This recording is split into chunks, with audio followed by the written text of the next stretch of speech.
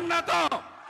আর 21-এর পরে যা হয়েছে, এবারে যদি আপনার সাগ্র স্পর্শ করে, কেষ্ট থেকেও খারাপ অবস্থা নুরুল আর অশ্বিনীর হবে।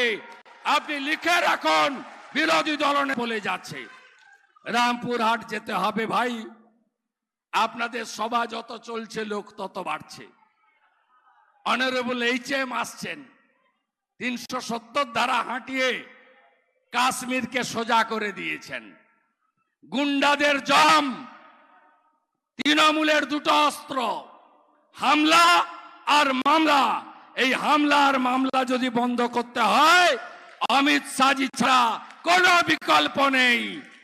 তাই অমিত শাহজি সবাই অনুমতি দিচ্ছেন তো? পাপিয়া বোনের কথা শুনে যাবেন, দারুণ বলে, দারুণ বলে।